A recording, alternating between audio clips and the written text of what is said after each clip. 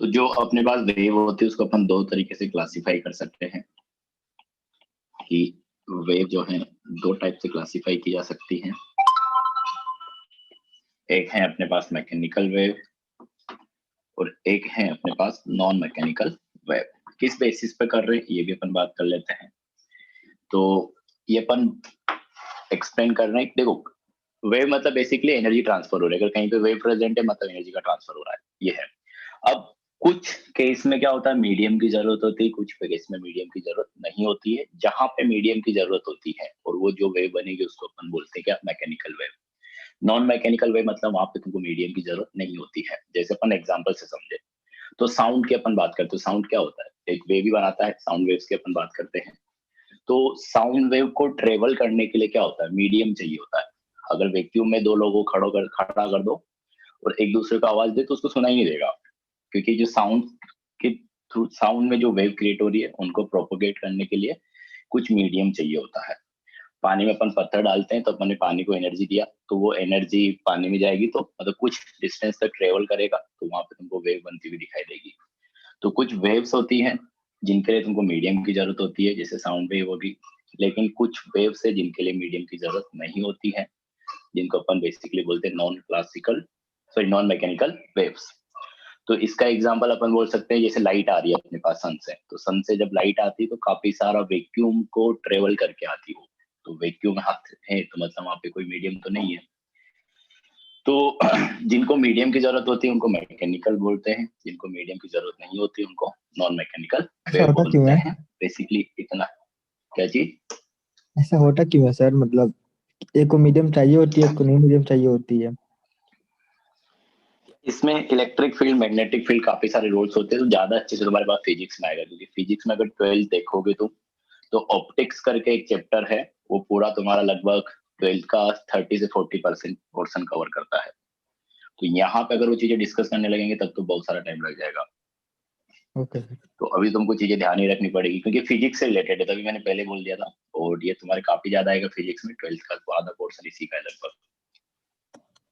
तो अभी जो इन्फॉर्मेशन बताता जा रहा हूँ उस तरीके से ध्यान रखो, क्योंकि अपन पूरा तो नहीं डिस्कस कर सकते, अपने भी टाइम का रिस्ट्रिक्शन होती सर है, काफी सारी चीजें होती है। हाँ।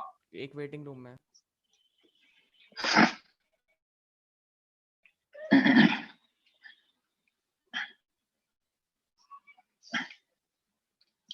तो अपन वही क्लासिफाई करते हैं, मैकेनिकल वेव्स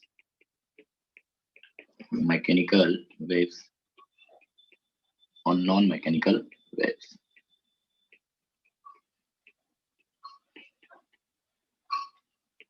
तो बेसिक डिफरेंस है ये कि इनको मीडियम की जरूरत होगी और यहाँ पे मीडियम की जरूरत नहीं होगी। तो इनको मीडियम की जरूरत पड़ेगी,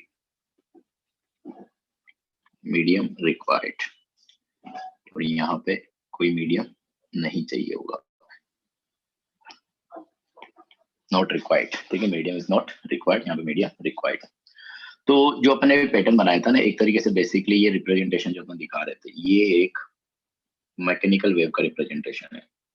क्योंकि अपन जैसे रूप में कल दिखाया था एनिमेशन, तो वहां पे एक तरीके से एक मीडियम के थ्रू ट्रेवल कर रहा था एनर्जी। तो इस तरीके से रिप्रेजेंट करते हैं। इलेक्ट्रोमैग्नेटिक वेव जो होता है नॉन मैकेनिकल वेव्स का टाइप होता है, तो जिनके लिए मीडियम की जरूरत नहीं होती। और इलेक्ट्रोमैग्नेटिक वेव क्या होती है अपने को वही डिटेल में डिस्कस करना है, मतलब सिर्फ इलेक्ट्रोमैग्नेटिक वेव के बारे में बात करनी है।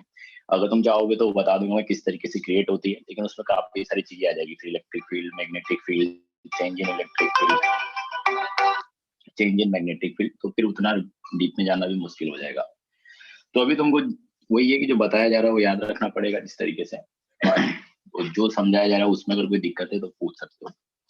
तो मीडियम की जरूरत यहाँ पे नहीं है। और इलेक्ट्रोमैग्नेटिक वेव जो होता है वो इसका टाइप है। और इलेक्ट्रोमैग्नेटिक वेव अभी मैं बताऊंगा तुमको क्या होता है। तो इसका टाइप अगर अपन देखें तो इलेक्ट्रोमैग्नेटिक वेव है। तो ये बेसिक क्लासिफिकेशन है। तो अभी अपने पास जो काम आने वाला है एटॉमिक स्ट्रक्चर से रिलेटेड, वो अपन सिर्फ इलेक्ट्रोमैग्नेटिक वेव की बात करेंगे। तो बेसिकली अपने वेव समझा कि एनर्जी का ट्रेवल हो रहा है एक जगह से दूसरी जगह पे, ट्रांसपोर्ट हो रहा है, एक तरीके से बोल सकते हो। इट्स बेसिक क्लासिफिकेशन देगा मीडियम के बेसिस पे, मैकेनिकल, नॉन मैकेनिकल। जहाँ पे मीडियम की जरूरत है मैकेनिकल, जहाँ पे नहीं है उसको नॉन मैकेनिकल एग्जाम्पल से ध्यान रख सकते हो, साउंड वेव हुआ तो मैकेनिकल है क्योंकि उनको मीडियम की जरूरत होती है, ये तो तुम 9th में पढ़ते हो। और जैसे सन से जो लाइट आ रही है वो एक तरीके से अपने पास, अच्छा जो लाइट होती है इलेक्ट्रोमैग्नेटिक वेव भी होती है, तो उसको मीडियम की जरूरत नहीं होती है, क्योंकि सन से जो लाइट आ रही है बीच में काफी वैक्यूम ट्रेवल करके आती है, मतलब वो ट्रेवल कर सकता है, तो एग्जाम्पल से रिलेट कर सकते हो, ज्यादा अच्छा होगा। तो नेक्स्ट हेडिंग वही रहेगा अपने पास, इलेक्ट्रोमैग्नेटिक वेव। इलेक्ट्रोमैग्नेटिक वेव, तो इलेक्ट्रोमैग्नेटिक वेव की अगर अपन बात करें तो नाम से ही अपने को पता चल रहा है कि इलेक्ट्रिक और मैग्नेटिक फील्ड यहाँ पे दोनों चीज प्रेजेंट रहेगी। तो ऐसी वेव्स जिनमें इलेक्ट्रिक फील्ड होता है, मैग्नेटिक फील्ड प्रेजेंट होता है, उनको अपन क्या बोलते हैं, इलेक्ट्रोमैग्नेटिक वेव। ठीक है, तो इलेक्ट्रोमैग्नेटिक वेव जो रहेगा, डेफिनेशन तो अपन इसी तरीके से लिखते हैं कि waves in which both electric and magnetic fields are present are called electromagnetic waves. तो डेफिनेशन तो लिख लेते हैं कि wave in which both electric and magnetic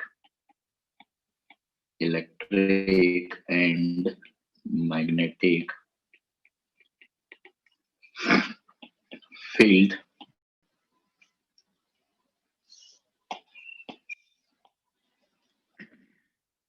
electric fields are present called electromagnetic wave.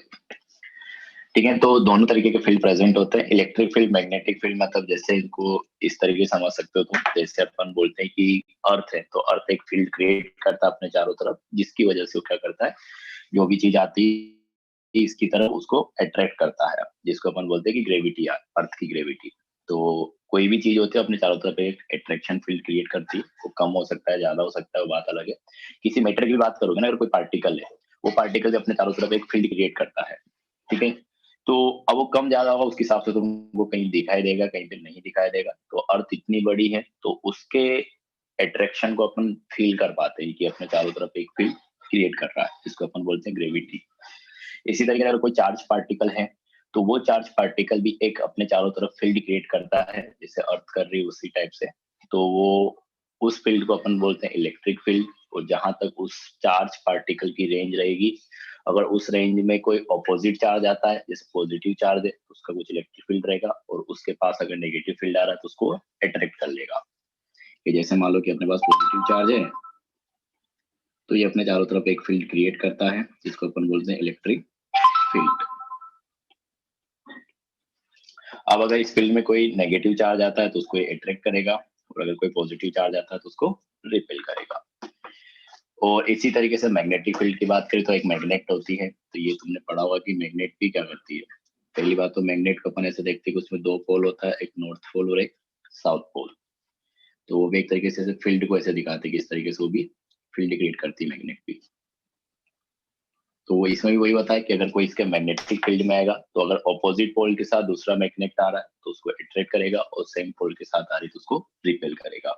तो एक फील्ड क्रिएट करता है जिससे रिपल्सन और अट्रैक्शन फोर्स क्रिएट होता है। तो इलेक्ट्रोमैग्नेटिक वेव में क्या होता है, दोनों फील्ड प्रेजेंट होता है, इलेक्ट्रिक फील्ड भी और मैग्नेटिक फील्ड भी। और तुम आगे फिजिक्स में जाके पढ़ोगे कि एक तरीके से, अच्छा मैं बता देता हूँ इतना तो, मतलब इसको याद रखना पड़ेगा तुमको किस तरीके से, और समझ में तो नहीं आएगा कि क्यों हो रहा है, बस ये देख सकते हो कि ऐसा हो रहा है। तो एक चार्ज अगर अपने पास मान लो कि इलेक्ट्रॉन है, तो इलेक्ट्रॉन मतलब अपने पास क्या है, नेगेटिव चार्ज है। तो अगर मेरे पास स्टेशनरी चार्ज है, मतलब रुका हुआ अगर चार्ज है, तो रुका हुआ चार्ज क्या करता है, इलेक्ट्रिक फील्ड प्रेजेंट कर जनरेट करता हुआ कांस्टेंट इलेक्ट्रिक फील्ड। इसके पास कोई वेलोसिटी भी नहीं है और कोई एक्सेलरेशन तो होगा ही नहीं, अगर वेलोसिटी नहीं है तो दोनों जीरो, मतलब ये रुका हुआ है। तो ये क्या करेगा, इलेक्ट्रिक फील्ड को अपन ई से रिप्रेजेंट करते हैं, और वेक्टर होता है तो इसको ऐसे दिखाते हैं ई वेक्टर। तो कांस्टेंट इलेक्ट्रिक फील्ड ये जनरेट करेगा। ठीक है, अब अगर मैं इस इलेक्ट्रॉन को क्या दे दूं, वेलोसिटी दे दूं, तो कांस्टेंट वेलोसिटी में दे देता हूँ, मतलब मैंने इस चार्ज को कांस्टेंट वेलोसिटी से ट्रेवल करा दिया एक पर्टिकुलर डायरेक्शन में। तो जब ये चार्ज चलने लगेगा तो मान लो कि इस डायरेक्शन में जा रहा है तो ये क्या करेगा, अब पहले कांस्टेंट इलेक्ट्रिक फील्ड है, लेकिन जैसे वेलोसिटी आएगा तो उस इलेक्ट्रिक फील्ड में क्या होने लगेगा, चेंज होने लगेगा। ठीक है, तो और जो इलेक्ट्रिक फील्ड क्रिएट होगा विद ट्रेवल करते टाइम वो परपेंडिकुलर डायरेक्शन में क्रिएट होता है। तो एक तरीके से इंफॉर्मेशन जैसा तुम इसको समझ सकते हो भी, क्यों हो रहा है, कैसे हो रहा है, सब फिजिक्स में आता है। तो अगर इसको मैं वेलोसिटी से ट्रेवल करा दिया, तो ये अपने पास एक चार्ज था जो मूव कर रहा है, तो ये जो इसकी मूव करने की डायरेक्शन रहेगा उस डायरेक्शन के परपेंडिकुलर क्या होता है, इलेक्ट्रिक फील्ड जनरेट होता है। तो इस स्क्रीन के ऊपर जो भी तुम्हारा पेज है या मोबाइल का स्क्रीन है उसके परपेंडिकुलर अपना हाथ रखो, तो जो हाथ वाला प्लेन बनेगा उसमें एक तरीके से इलेक्ट्रिक फील्ड जनरेट होगा, मतलब, और वो क्या हो रहा होगा, चेंज हो रहा होगा, क्योंकि जब रुका हुआ था तो कांस्टेंट था, और जैसे इसमें कुछ वेलोसिटी आएगी तो इलेक्ट्रिक फील्ड चेंज होने लगेगा, तो चेंज इन इलेक्ट्रिक फील्ड होगा। तो यहाँ पे क्या होगा, जो इलेक्ट्रिक फील्ड है ये चेंज होगा।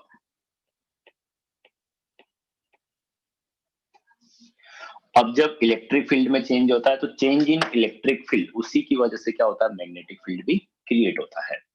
तो जैसे ये ट्रेवल करने लगेगा तो उसका इलेक्ट्रिक फील्ड क्या होने लगेगा, चेंज होने लगेगा, और उसके चेंज होने की वजह से मैग्नेटिक फील्ड क्रिएट होता है, और वो भी परपेंडिकुलर डायरेक्शन में। तो इसके परपेंडिकुलर डायरेक्शन जो रहेगी उसमें मैग्नेटिक फील्ड क्रिएट हो जाएगा, लेकिन अब ये कांस्टेंट रहेगा, अगर ये वेलोसिटी कांस्टेंट है तो एक तरीके से मैंने क्या बोला कि मैं ये बताना चाह रहा हूँ कि किस तरीके से एक चार्ज जो इलेक्ट्रोमैग्नेटिक वेव को क्रिएट कर सकता है।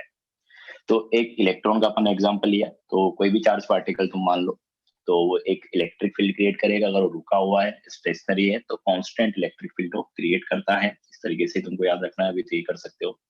और अगर मैं उस चार्ज को वेलोसिटी दे देता हूँ, तो जिस डायरेक्शन में वो जा रहा है, अब उस डायरेक्शन के परपेंडिकुलर वो क्या करेगा, इलेक्ट्रिक फील्ड क्रिएट करेगा, और वो इलेक्ट्रिक फील्ड क्या होगा, चेंज हो रहा होगा, चेंज होगा इलेक्ट्रिक फील्ड में, कांस्टेंट नहीं रहेगा वो। और चेंज इन इलेक्ट्रिक फील्ड की वजह से क्या होता है, मैग्नेटिक फील्ड क्रिएट होता है, कांस्टेंट मैग्नेटिक फील्ड क्रिएट होता है।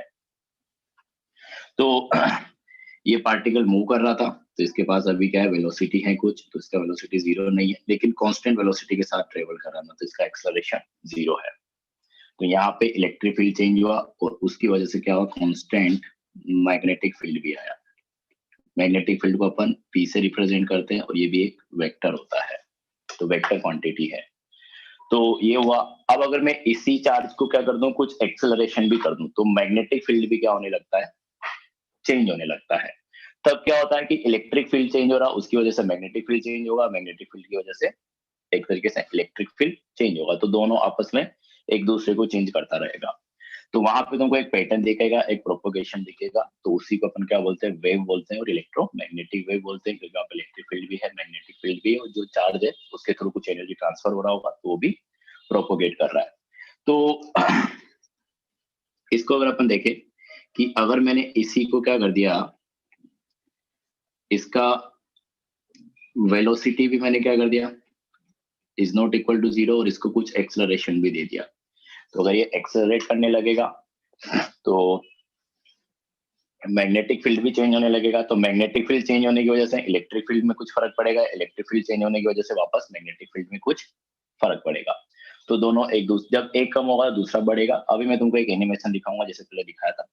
तो इस टाइप से जब अपने पास वेलोसिटी भी क्या है, जीरो नहीं है, एक्सेलरेशन भी जीरो नहीं है, मतलब एक चार्ज के पास जब दोनों होता है तो उसमें इलेक्ट्रिक फील्ड मैग्नेटिक फील्ड दोनों प्रेजेंट होते हैं, दोनों एक साथ चेंज होते रहते हैं दूसरे की वजह से। तो ये जो हो बनेगा उसी पैटर्न को अपन क्या बोलते हैं, इलेक्ट्रोमैग्नेटिक वेव। तो देखो मैं दिखाता हूँ तुमको, ये देखो ये इलेक्ट्रोमैग्नेटिक वेव है। इसको स्लो दिखाएगा तो तुमको दिखेगा।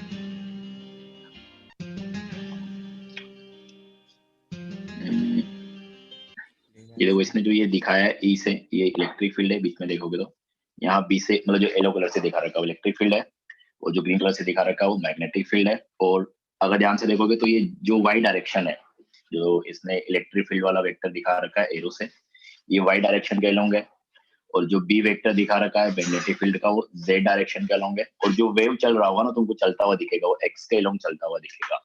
तो जब, मतलब यहाँ पे क्या होता है, जो वेव की डायरेक्शन रहेगा उसके परपेंडिकुलर इलेक्ट्रिक फील्ड रहेगा, मतलब तीनों जो होता है म्यूचुअली एक दूसरे के परपेंडिकुलर होता है। और अगर ध्यान से ऑब्जर्व करोगे, जब ग्रीन कलर वाला बढ़ रहा होगा तो येलो कलर वाला छोटा हो रहा होगा, मतलब वही हो रहा है कि साइमल्टेनियसली दोनों एक दूसरे को चेंज करते जा रहे हैं। तो ध्यान से देखो तुमको दिखेगा ये इस तरीके से ट्रेवल करता है इलेक्ट्रोमैग्नेटिक वेव। तो ये है अपने पास। तो अगला पॉइंट अपन ये लिखेंगे कि इलेक्ट्रोमैग्नेटिक वेव में क्या होता है, इलेक्ट्रिक फील्ड मैग्नेटिक फील्ड दोनों प्रेजेंट है और जो वेव के प्रोपगेशन की डायरेक्शन है उसके परपेंडिकुलर रहेंगे दोनों, या तीनों का अपन बात करें तो म्यूचुअली परपेंडिकुलर होते हैं। तो एक एक्स के लॉन्ग रहेगा, दूसरा वाई के लॉन्ग और डायरेक्शन जो रहेगी वो जेड के लॉन्ग। तो ये हो गया अपने पास। तो अगला पॉइंट अपन ये लिखने वाला है कि दिस इलेक्ट्रिक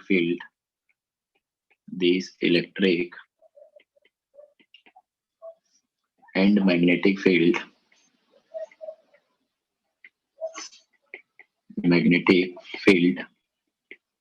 अच्छा डायरेक्शन की बात इसलिए कर रहे हैं क्योंकि वो वेक्टर है। तो चाहो तो लिख लेना बीच में, क्योंकि अभी तुम ये पढ़े नहीं होंगे electric field magnetic field, vector तुमने पढ़ लिया होगा। तो वेक्टर क्वांटिटी है आर परपेंडिकुलर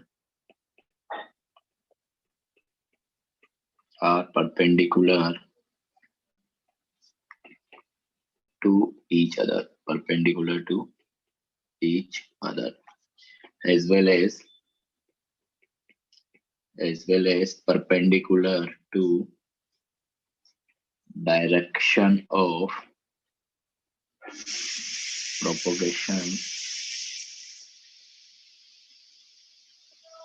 of wave। तो तीनों एक तरीके से क्या है, एक दूसरे के परपेंडिकुलर है। तो एक एक्स कैलोन तो दूसरा वाई, इस तरीके से रहेगा। तो एक तरीके से अपन जब इलेक्ट्रोमैग्नेटिक वेव को रिप्रेजेंट करते हैं तो कुछ इस तरीके से दिखाते हैं कि ये मान लो कि अपने पास क्या डायरेक्शन ऑफ वेव है।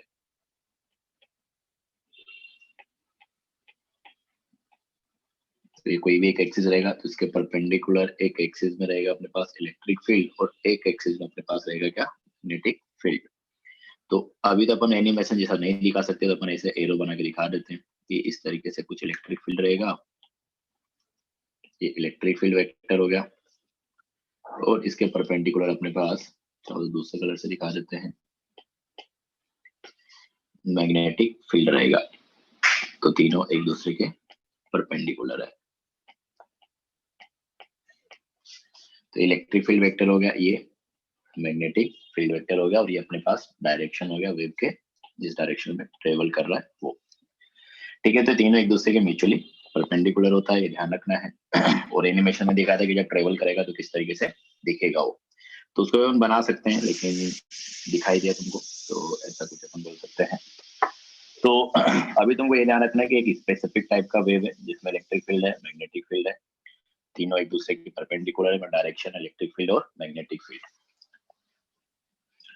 और प्रॉपर्टीज किसकी थोड़ी सी बात कर लेते हैं अपन की, क्या क्या प्रॉपर्टीज अपने को बात करनी है। तो प्रॉपर्टीज ऑफ इलेक्ट्रोमैग्नेटिक वेव किस तरीके से क्रिएट होता है, इसका अपने थोड़ा सा बात किया कि जब अपने पास कोई स्टेशनरी चार्ज होता है, चाहे पॉजिटिव चार्ज हो चाहे नेगेटिव चार्ज हो, तो वो एक इलेक्ट्रिक फील्ड क्रिएट करता है। उसको अगर अपन कुछ कांस्टेंट वेलोसिटी दे दें तो इलेक्ट्रिक फील्ड में चेंज होने लगता है, और जो इलेक्ट्रिक फील्ड था वो परपेंडिकुलर डायरेक्शन में आ जाएगा उसके ट्रेवल करने की के।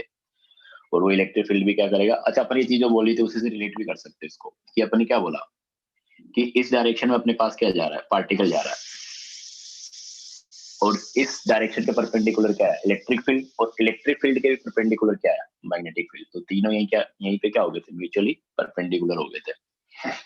तो कांस्टेंट वेलोसिटी अगर ट्रेवल करता है तो इलेक्ट्रिक फील्ड तो चेंज हो रहा है, लेकिन मैग्नेटिक फील्ड क्या रहेगा, कांस्टेंट रहेगा। जब अपन उसको एक्सेलरेशन दे देंगे तो मैग्नेटिक फील्ड भी चेंज होने लगेगा, इलेक्ट्रिक फील्ड भी चेंज होने लगेगा। तो इस तरीके से अपने पास क्या हो जाएगा, एक इलेक्ट्रोमैग्नेटिक वेव क्रिएट हो जाएगा। तो ये था अपने पास। तो प्रॉपर्टीज की अगर अपन बात करें तो पहली बात तो ये लिखेंगे अपन कि इनको किसी मीडियम की जरूरत नहीं होती, बिना मीडियम के भी ट्रेवल कर जाता है। तो इलेक्ट्रोमैग्नेटिक वेव्स EMW इनको शॉर्ट में बुलाते हैं, do not required any medium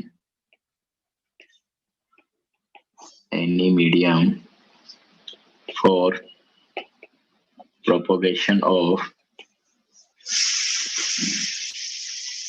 propagation but अगर अलग अलग मीडियम रहेगा तो उसमें स्पीड फिर क्या रहेगी, अलग अलग रहेगी। और जो वैक्यूम होता है उसमें मैक्सिमम स्पीड के साथ इलेक्ट्रोमैग्नेटिक वेव ट्रेवल करती है, जो कि अपने पास क्या होता है, स्पीड ऑफ लाइट के बराबर होता है, दैट इज 3 × 10⁸। मतलब लाइट भी क्या है, इलेक्ट्रोमैग्नेटिक वेव है, तो उसे से रिलेट करके याद कर सकते हैं अपन। ठीक है, तो कोई मीडियम की जरूरत नहीं होती इसको, फिलहाल तो इतना लिख लो। सेकंड पॉइंट अगर अपन लिखे कि इन वैक्यूम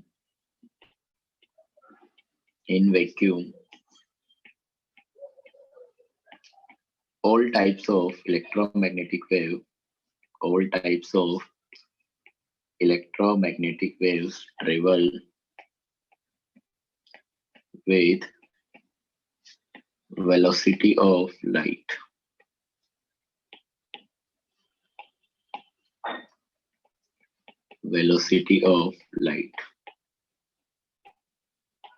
तो अपने पास क्या हो जाएगा, स्पीड ऑफ लाइट या वेलोसिटी ऑफ लाइट को अपन c से रिप्रेजेंट करते हैं, क्योंकि अपने पास क्या होता है 3 ×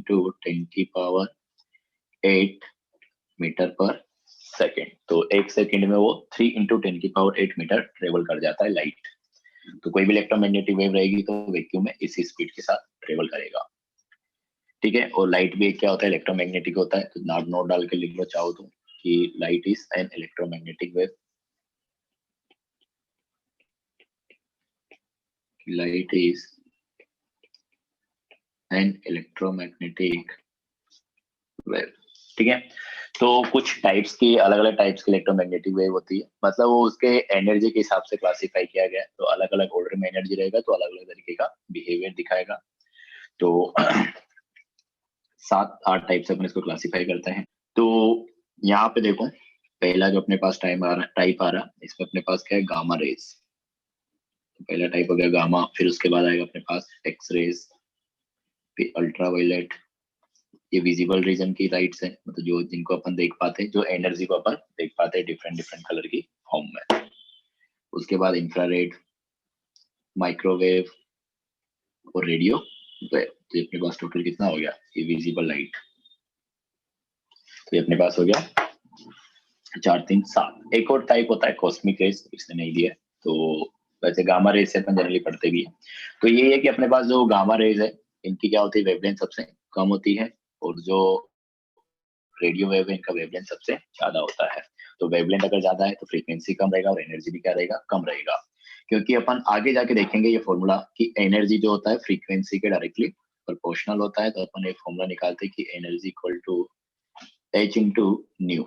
फ्रीक्वेंसी को बताया था न्यू से, न्यू बोलते हैं। h अपने पास एक कांस्टेंट है कि जिसको अपन बोलते हैं प्लांक्स कांस्टेंट, मतलब साइंटिस्ट के नाम पे ये प्लांक्स कांस्टेंट।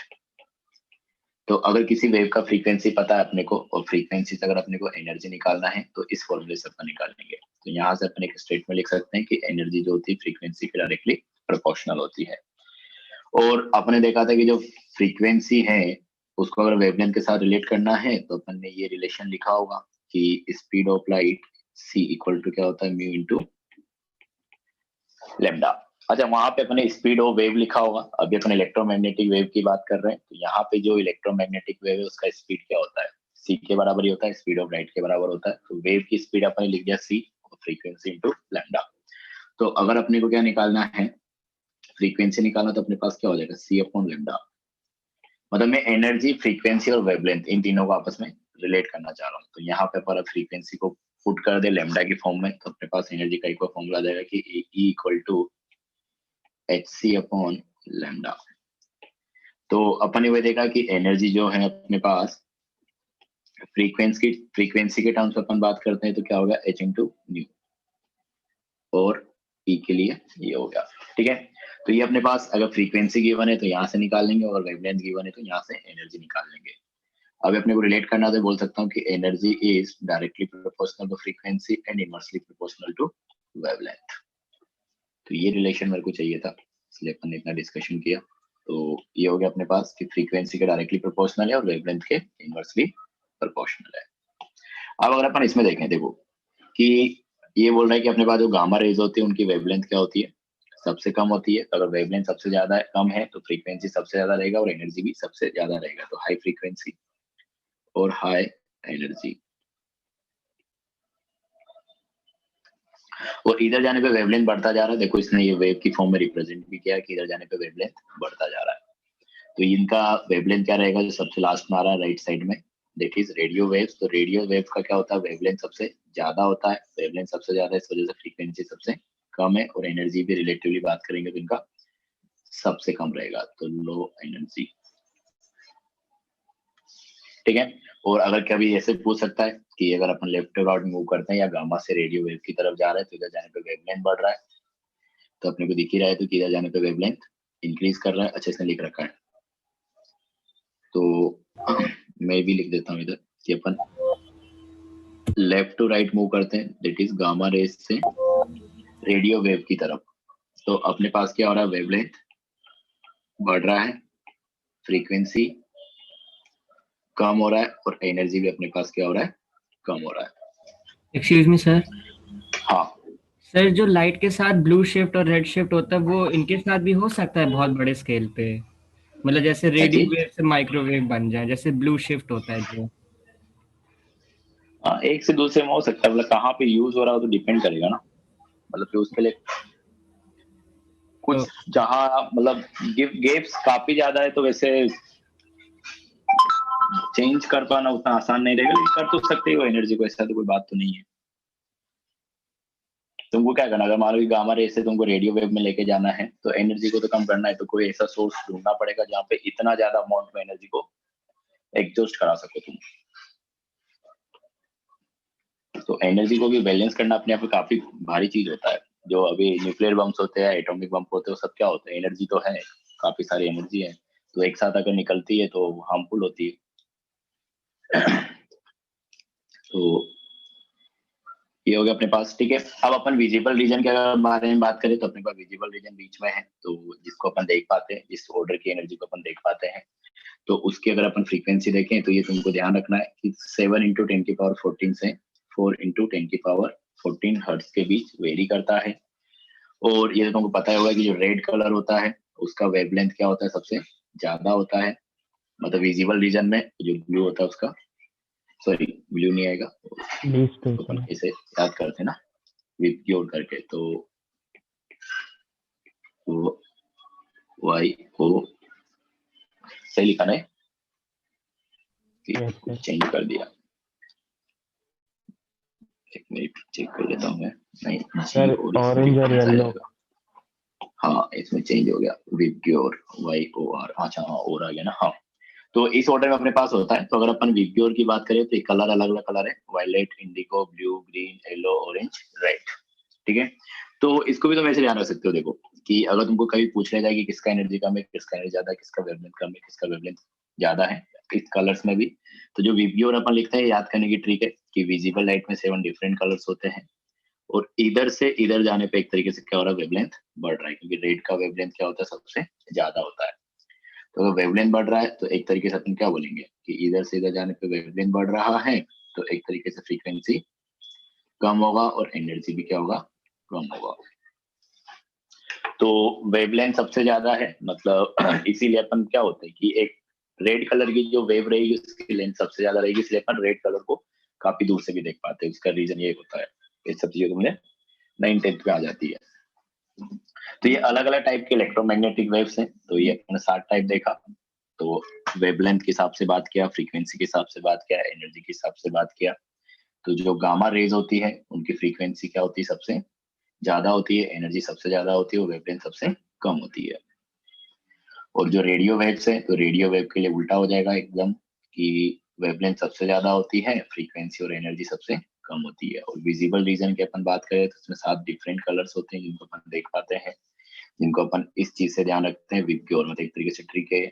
और इसमें अगर अपन वी से आर की तरफ मूव कर रहे हैं तो वेवलेंथ बढ़ता है, फ्रीक्वेंसी कम होता है, एनर्जी कम होता है। इसको रिलेट तुम यहाँ से कर सकते हो कि जो एनर्जी होता है फ्रीक्वेंसी के डायरेक्टली प्रोपोर्शनल है, वेवलेंथ के इनवर्सली प्रोपोर्शनल है। और थोड़ा सा अपने बात किया कि किस तरीके से अपन वेवलेंथ और फ्रीक्वेंसी का यूज करके एनर्जी कैलकुलेट कर सकते हैं। तो ये कुछ पॉइंट्स हैं जो तुमको पता होना चाहिए।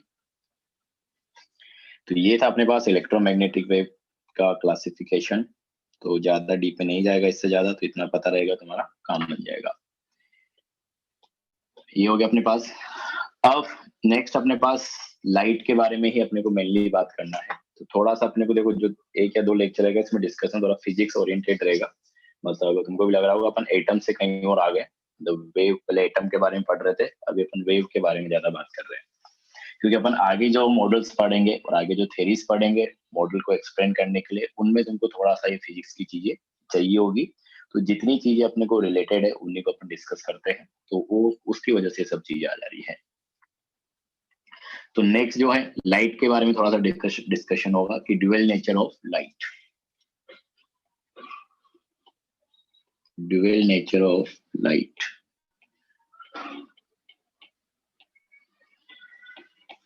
तो ड्यूअल नेचर का क्या मतलब है, इसकी अपने को बात करनी है।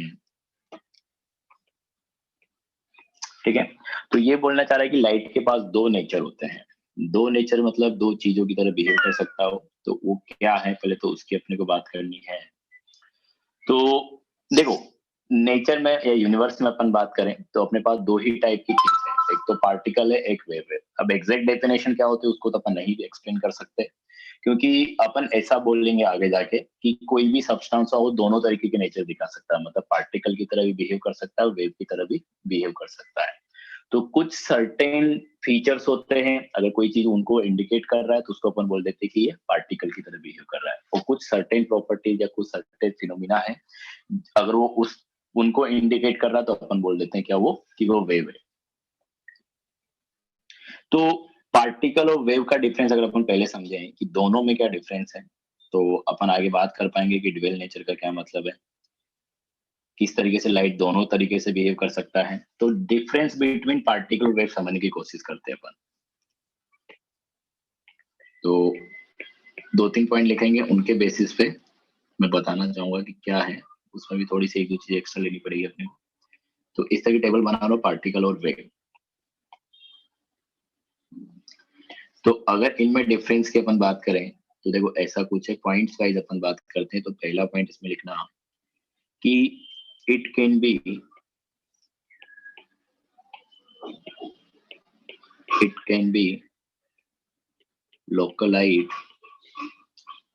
localized in space. मतलब पार्टिकल को अपन किसी पॉइंट पे लोकलाइज्ड कर सकते हैं, मतलब उसका लोकेशन बता सकते हैं कि यहाँ पे प्रेजेंट है। ठीक है, और वेव की अगर अपन बात करें तो it can not be localised. जैसे अपन ने वो एनिमेशन देखा था तो उसमें क्या हो रहा था, मूव कर रहा था, तो वहां पे तो एक तरह से क्या होता है, मूव करता जा रहा था, तो किसी एक टाइम पे मैं फिक्स नहीं कर सकता कि यहाँ पे ये वेव प्रेजेंट है। वो क्या रहता है, ट्रेवलिंग मोड में रहता है हमेशा, तो उसका कोई लोकेशन अपन फिक्स नहीं कर सकते। तो ये हो गया अपने पास पहला पॉइंट जो डिफरेंस का रहेगा। तो पार्टिकल में तुम समझते हो, जैसे अपन खुद भी क्या एक पार्टिकल एक जगह बैठे हैं तो बता सकते हो कि यहाँ पे पड़ा है, उसका पोजीशन किसी पर्टिकुलर टाइम पे तुम फिक्स कर सकते हो कि इस टाइम पे यहाँ यहाँ यहाँ ये प्रेजेंट था। ठीक है, लेकिन वेव में ऐसा नहीं है, हर टाइम वो मूव करता जा रहा है अलग अलग तरीके से कहीं पे। दूसरा ये कि अपने पास एक ही लोकेशन पे दो पार्टिकल एक साथ नहीं आ सकते। टू और more particles can not be coexist, एक साथ एग्जिस्ट नहीं कर सकते एक पर्टिकुलर जगह पे। दो पार्टिकल्स उनको अलग अलग लोकेशन पे फिट करना पड़ेगा उनको। अब ये हो गया। ठीक है, नेक्स्ट अपने पास क्या है कि वेव जो होती है वो को एग्जिस्ट कर सकती है, एक ही जगह पे दो वेव भी हो सकती है। तो नेक्स्ट पॉइंट अपन लिख सकते हैं कि टू और मोर पार्टिकल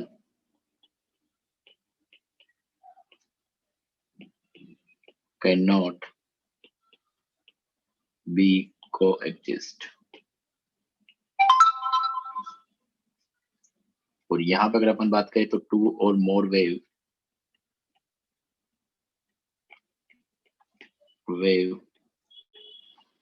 कैन कोएग्जिस्ट। एक और चीज है, मतलब कुछ फिनोमिना उनके बेसिस पे अपन बात करेंगे, डिफ्रैक्शन होता है। तो डिफ्रैक्शन क्या होता है कि अगर मान लो कि मैंने क्या किया कि अपने पास मान लो कि इस तरह का कुछ अरेंजमेंट है, तो यहाँ से मैंने वो एक तरीके से पार्टिकल का बीम पास कराया, पार्टिकल्स काफी सारे मैंने भेजे, जैसे अपन अल्फा पार्टिकल की बात की थी। तो पार्टिकल अगर मैंने पास करा रहा हूँ तो मेरे को पता है कि अगर पार्टिकल रहेगा तो चीज फील भी कर सकता है, कोई पार्टिकल आ रहा है इधर से, तो क्या होगा, जहां पे अपने पास ये स्लीट है जिसको अपन नाम देते थे वहां पे बोला था, तो इससे पास वही कर पाएंगे जो एकदम इसके सामने आएंगे। सर कोई ठीक है, वेटिंग रूम में वेट कर रहा है सर। अच्छा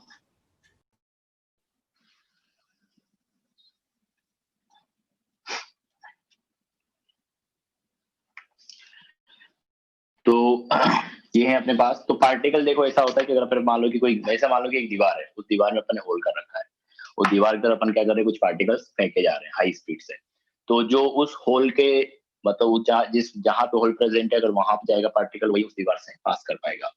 लेकिन अगर अपन वेव की बात करें, तो वेव अपने पास एक ऐसा चीज है कि अगर अपने पास कहीं पे होल मिल गया, जैसे अपने पास ये दीवार है,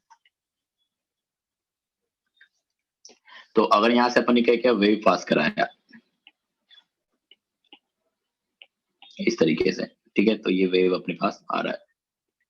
तो अगर उनको होल मिल जाएगा ना, तो ये सारी वेव इस होल के थ्रू भी पास कर सकती है, लेकिन इनका पैटर्न क्या हो जाएगा, चेंज हो जाएगा इस तरीके से करके थोड़ा। तो इसको अपन प्रोसेस को, मतलब इस फिनोमेना को अपन बोलते हैं डिफ्रैक्शन। हाँ, तो ये था अपने पास कि जो पार्टिकल है उसका कोई डिफ्रैक्शन नहीं आता है, it does not show diffraction. तो इस तरीके का वो बिहेवियर नहीं दिखा सकता, इसको फील भी कर सकते हो तुम, इट सो डिफ्रैक्शन, डिफ्रैक्शन, ठीक है, इट शोज डिफ्रैक्शन।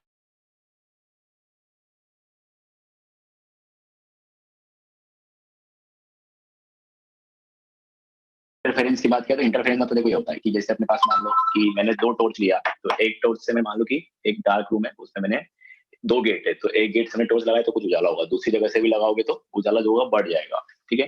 तो एक तरीके से जो दोनों तरफ से लाइट आ रहा था वेव की फॉर्म में, वो क्या हो जाएगा, आपस में मिल जाएगा, तो वहां पे एक तरीके से उसी को अपन इंटरफेरेंस बोलते हैं। तो अगर उसको अपन वेव की तरह दिखाएं, तो जो वेव होती है उसमें इंटरफेरेंस हो सकता है, कि जैसे अपने पास मान लो कि 2 वेव है, तो ये इस तरीके से एक वेव है और ये अपने पास दूसरा वेव है। तो वेव का ये प्रॉपर्टी है कि दोनों आपस में एक जगह प्रेजेंट हो सकती है और साथ में क्या कर सकती है, वो इंटरफेयर भी हो सकती है, दोनों आपस में इस तरीके से मिलके बड़ा हो जाएगा, ठीक है। तो जो तुमको लाइट वो बढ़ती हुई दिख रही है, इसी जो दिख रही है, क्योंकि दोनों आपस में इंटरफेरेंस हो गया, उनके बीच दोनों आपस में मिल गया, एक जगह एक प्रेजेंट भी है और आपस में मिल भी जा रहा है।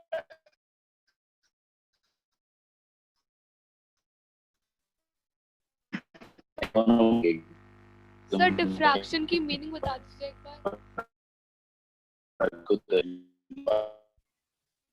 डिफ्रैक्शन का मतलब एक बिना है कि अगर अपन पार्टिकल पास कर रहे हैं किसी स्लिट से, इसको अपन स्लिट बोलते हैं।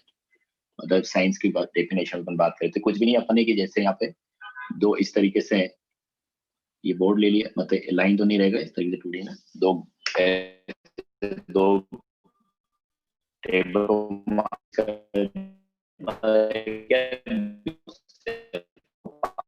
ये 2 परसेंट किया, सर आपकी वॉइस बहुत लैग कर रही है। सर आपकी वॉइस लैग कर रही है। Yes sir. तो डिफ्रैक्शन मतलब ये बता रहा था मैं कि किसी एक पर्टिकुलर अगर स्पेस मिलेगा थोड़ा सा, तो पार्टिकल वहीं से निकल पाएगा, वेव पूरा निकल जाएगा। तो वही मैंने स्टार्टिंग बोला कि वेव और पार्टिकल अपन एक एग्जैक्ट डेफिनेशन नहीं दे सकते, कुछ प्रॉपर्टीज के हिसाब से या कुछ फिनोमिना के हिसाब से अपन क्लासिफाई कर सकते हैं कि वेव बिहेवियर है या फिर ये पार्टिकल बिहेवियर है। तो इंटरफेरेंस की अपन बात कर रहे थे, तो इंटरफेरेंस में होगा कि अगर एक जगह पे 2 वेव प्रेजेंट है तो आपस में मर्ज हो जाता है, सिंपली समझ लो। तो वो इस तरीके से आ गया। अगर सेम फेज में हो रहा है कि मतलब ये ऊपर वाला प्लस वाला, इसे अपन ऐसे लिखते हैं कि जो ये एम्पलीट्यूड बनेगा अपने पास, तो अगर ऊपर है तो पॉजिटिव, नीचे है तो नेगेटिव। तो अगर सेम एम्पलीट्यूड के साथ मर्ज होगा या इंटरफेरेंस होगा तो वो क्या होगा, एम्पलीट्यूड बढ़ जाएगा।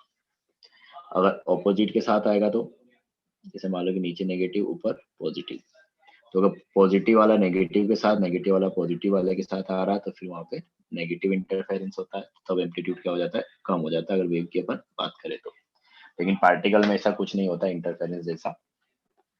तो ये हो गया अपने पास। तो ऐसा नहीं कि एक ही जगह पे अगर तुम 2 चीजों को सटा के रख दोगे तो अपने आप कनेक्ट हो जाएगा, जुड़ के बड़ा हो जाएगा, तो ऐसा कुछ फीचर्स पार्टिकल में नहीं है। तो ये बेसिक प्रॉपर्टीज है जो तुमने पहले पढ़ी होगी या तुम रिलेट कर सकते हो, जिनके बेसिस पे अपन वेव और पार्टिकल नेचर को क्लासिफाई कर सकते हैं। और आगे जाके जो साइंटिस्ट लोग हैं उन्होंने एक्सपेरिमेंट्स वगैरह इन सब के बेसिस पे ये जनरलाइज किया कि कोई भी चीज हो जिसमें भले अपन पार्टिकल नेचर देख पा रहे हैं या फिर भले ही अपन वेव नेचर देख पा रहे हैं, लेकिन होगा उसके पास दोनों नेचर। अभी अपन लाइट की बात कर रहे हैं तो इस चीज को अपन हर चीज के लिए जनरलाइज कर सकते हैं, मतलब अपने खुद के लिए भी, कि अपन जब मूव कर रहे हैं ना तो अपन भी एक वेव बना रहे हैं, लेकिन उस वेव का वेवलेंथ इतना कम है कि अपन उसको वेव फॉर्म में नहीं देख सकते। तो मतलब वेव तो अपन भी बना रहे हैं, लेकिन उसका वेवलेंथ काफी कम है जो अपन अपनी आइज से अपन सी नहीं कर सकते। तो मतलब बाद में जनरलाइज इस चीज को ऐसे तरीके से किया गया कि कोई भी अगर मूविंग सब्सटेंस है तो वो दोनों नेचर रखता है, वेव नेचर भी और पार्टिकल नेचर भी। कुछ में क्या करता है, पार्टिकल नेचर डोमिनेट करता है, इसकी वजह से अपने को पार्टिकल जैसा दिखाई देता है, और कुछ में वेव नेचर ज्यादा डोमिनेट करता है, इस वजह से अपने को वो वेव जैसा दिखाई देता है। और कुछ सब्सटेंस होंगे जो दोनों की तरह बिहेव कर सकता है, मतलब दोनों का नेचर शो कर सकता है। तो जैसे अपन लाइट की ही बात करें तो लाइट के कुछ फिनोमिनाज होते हैं जिनको तुम लाइट को वेव की तरह कंसीडर करके ही एक्सप्लेन कर सकते हो। वेव मतलब एक कंटिन्यू फॉर्म में एनर्जी प्रेजेंट है, और पार्टिकल मतलब एक तरीके से एनर्जी के छोटे छोटे पैकेट्स है। इसको अपन आगे बात करेंगे, मतलब वो डिसकंटिन्यूअस फॉर्म हो जाएगी। तो इस वाले को तो रहने दो, भी कंटिन्यू डिसकंटिन्यूअस को तो बाद में करेंगे। तो मतलब बाद में इस चीज को अपन जनरलाइज कर देते हैं कि अपने पास दोनों तरीके का नेचर, लाइट के साथ साथ अपन बात कर ही रहे, इसके अलावा किसी भी चीज के लिए तुम बोल सकते हो कि उसके पास दोनों नेचर है। और कहीं पे तुमको वेव नेचर दिखेगा, कहीं पे पार्टिकल नेचर दिखेगा, और कुछ कुछ के केस में कहीं पे वेव नेचर डोमिनेट करता है, कहीं पे सिर्फ पार्टिकल नेचर डोमिनेट करता है। तो जैसे अपने पास कार हो गई, हम लोग हो गए, जो अपन देखते हैं वो सब अपने क्या होता है, उसमें पार्टिकल नेचर डोमिनेट करता है। इन सब चीजों में तो अपने को पार्टिकल की तरह दिखाई देते हैं। तो लेकिन लाइट ऐसी चीज है जो दोनों बिहेवियर दिख सकता है अलग अलग जगह पे। तो कुछ फिनोमिना में इसका पार्टिकल बिहेवियर दिखता है और कुछ में इसका वेव की तरह बिहेवियर दिखता है। तो पहले स्टार्टिंग में लाइट को सिर्फ वेव की तरह कंसीडर किया जाता था, लेकिन बाद में कुछ ऐसे एक्सपेरिमेंट्स हुए जहां पे अगर अपन लाइट को वेव की तरह एज्यूम करते तो वो एक्सप्लेन नहीं हो पा रहे थे। लाइट को जब पार्टिकल की तरह कंसीडर किया गया, मतलब लाइट जैसे एक पार्टिकल ट्रेवल करता है ना, तो फिजिक्स में पढ़ते कि एक कार है, एक जगह से उठ के दूसरी जगह गई। अगर वैसे ही तुम मानोगे कि एक वेव पार्टिकल है, लाइट एक पार्टिकल है और एक जगह से उठ के वो दूसरी जगह जा रहा है, तभी तुम उन सब चीजों को एक्सप्लेन कर सकते हो। तो ये अपन बात भी करेंगे। एक यहाँ पे पार्टिकल नेचर अपन यहाँ पे 2-3 फिनोमिना लेते हैं, क्योंकि अपन, तुमको ध्यान हो तो मैंने एक जगह एक वर्ड यूज किया था, हाइड्रोजन स्पेक्ट्रम। तो हाइड्रोजन स्पेक्ट्रम हो गया, तो वहां पे भी अपन ने इलेक्ट्रॉन का पार्टिकल नेचर देखना पड़ेगा या लाइट का पार्टिकल नेचर देखना पड़ेगा। एक फिनोमिना अपन और पढ़ेंगे, फोटो इलेक्ट्रिक इफेक्ट, तो वो भी एक तरीके से पार्टिकल नेचर से ही रिलेटेड है। तो वहां पे मैं समझाऊंगा कि वेव अगर अपन मानते हैं तो क्या होना चाहिए था, पार्टिकल अपन मान रहे तो क्या होना चाहिए था। तो जब तुम पार्टिकल की तरह उसको मानोगे तभी वो फिनोमिना को तुम एक्सप्लेन कर पाओगे, क्योंकि फोटो इलेक्ट्रिक इफेक्ट तो हो रहा है जो भी होता है, लेकिन वहां पे तुम लाइट को एक पार्टिकल मानोगे तभी तुम उसको एक्सप्लेन कर पाते हो। तो इसका कंक्लूजन अपना यही है कि अपने पास जो लाइट है वो पार्टिकल की तरह बिहेव करेगा कुछ फिनोमिना में, और कुछ में वेव की तरह बिहेव करेगा। और जनरलाइज वे में अपन ऐसा बोलते हैं कि हर चीज के पास दोनों नेचर होते हैं। कहीं पे अपने पास पार्टिकल नेचर डोमिनेट करता है, कहीं पे वेव नेचर डोमिनेट करता है, और कहीं पे तुमको दोनों भी दिख सकते हैं। ठीक है। तो ये है। आगे अपन एक और कंसेप्ट पढ़ेंगे, डी ब्रोगली। तो वहां पे अपन ये भी निकाल पाएंगे कि अगर किसी वेलोसिटी से ट्रेवल कर रहा है कोई चीज, तो उसमें कितनी लेंथ, मतलब कैसा वेवलेंथ बनेगा, उस हिसाब से अपने पास चीजें रहेगी।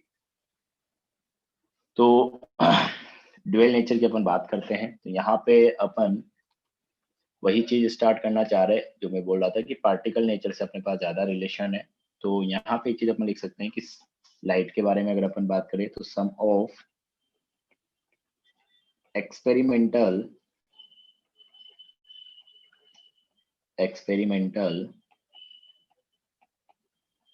phenomena of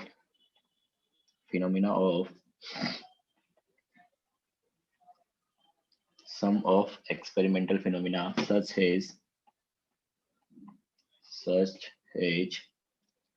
diffraction,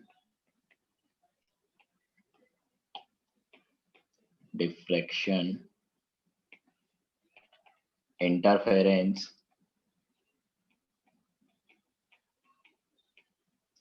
and reflection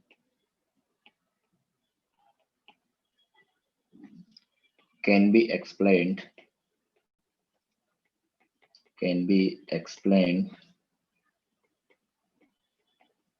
by the wave nature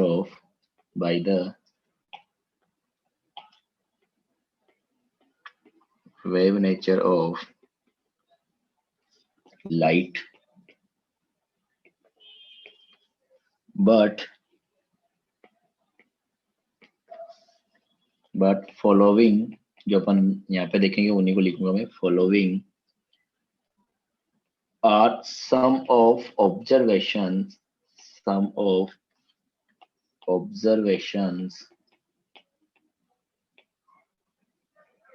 which could not be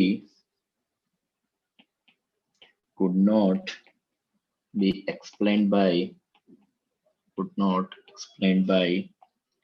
wave nature. अगर वेव की तरह अपन को कंसीडर करेंगे तो नहीं एक्सप्लेन कर पाएंगे।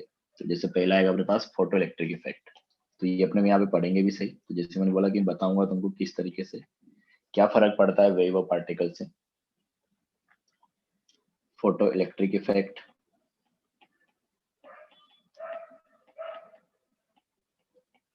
इसमें ज्यादा अच्छे से अपन क्लियर कर पाएंगे। सेकंड अपने पास जैसा हो गया कि प्लांक्स क्वांटम थ्योरी या प्लांक्स क्वांटम थ्योरी, इसमें भी अपन एक फिनोमिना देखेंगे कि हीटिंग, और अगर किसी चीज को हीट करते हैं या कहीं गर्म चीज है, अगर वो एनर्जी एमिट कर रहा है तो किस तरीके से एनर्जी एमिट कर रहा है, और एब्जॉर्ब भी कर रहा है और एनर्जी एमिट भी कर रहा है, तो किस तरीके से एमिट कर रहा है या एब्जॉर्ब कर रहा है, उसके बारे में प्लांक्स ने बात की थी। उसी को अपन बोलते हैं प्लांक क्वांटम थ्योरी। तो इसमें अपन ये चीज का डिस्कशन करेंगे कि किस तरीके से एनर्जी एब्जॉर्ब और एनर्जी रेडिएशन हो रहा है। और थर्ड एक और चीज जो अपने देखा था लाइन स्पेक्ट्रम, मतलब मैं पहले बोला था line spectrum of hydrogen.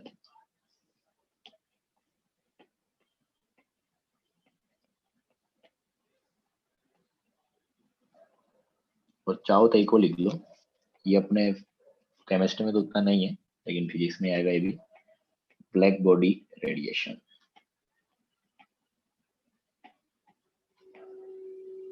Discussion अपन चारों को करेंगे थोड़ा थोड़ा, इन तीनों को अपन डिटेल में करेंगे बढ़िया से, इसको उतना डीप में अपन नहीं जाते यहाँ पे। तो ये कुछ फिनोमिना है जहाँ पे लाइट को पार्टिकल ही मान के तुम एक्सप्लेन कर सकते हो। तो explain by particle nature of light, explain by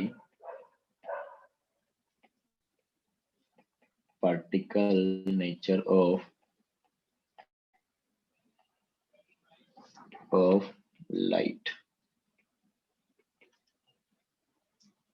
ठीक है, तो ये हो गया। तो ये था अपने पास। तो इसमें अपन पहले चीजों पढ़ेंगे, वही पढ़ेंगे अपन प्लांक्स क्वांटम थ्योरी। तो लाइट का अपने पास एक तरीके से दोनों नेचर होते हैं, पार्टिकल की तरह भी बिहेवियर मानेंगे कहीं पे, कहीं पे वेव की तरह। किसी किसी किसी के फिनोमेना को एक्सप्लेन करने के लिए किसी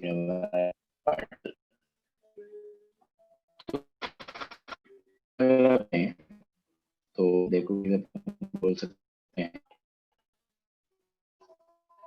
तुम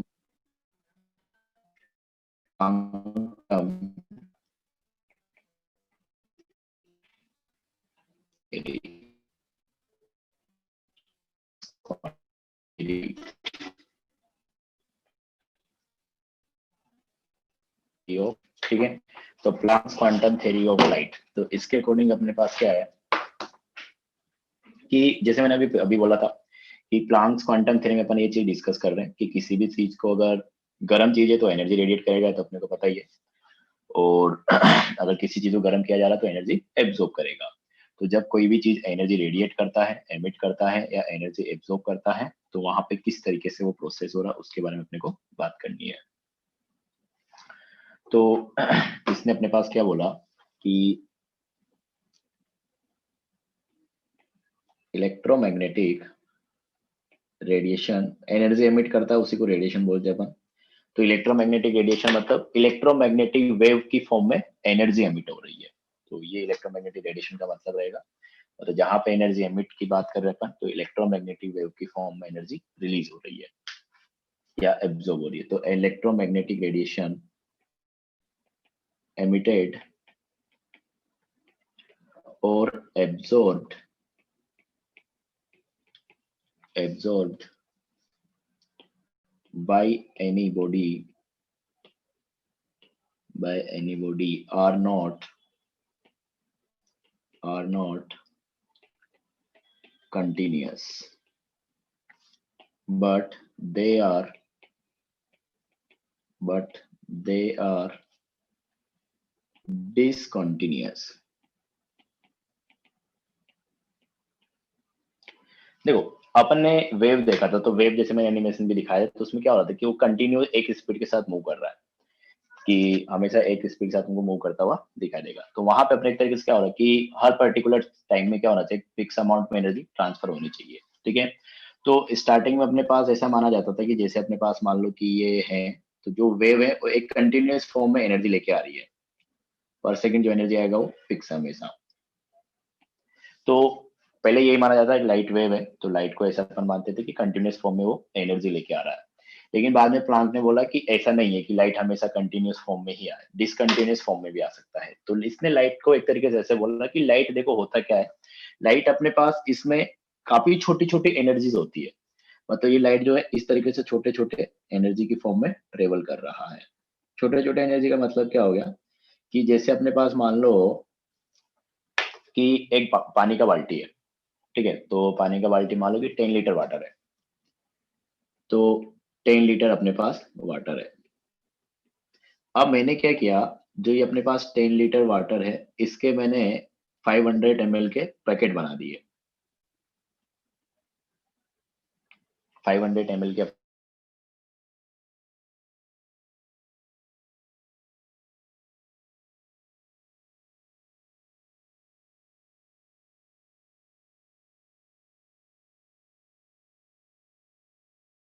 ये था कि वो एक तरीके एनर्जी बंडल, अपन यहाँ पे एक वर्ड यूज करेंगे कि छोटे छोटे एनर्जी क्वांटिटी, छोटे छोटे एनर्जी में क्वांटिटी है जो एक साथ ट्रेवल कर रही है, इस तरीके से जो मैंने यहाँ पे दिखाया कि लोग मानते थे कि एकदम कंटिन्यू है पूरा का पूरा,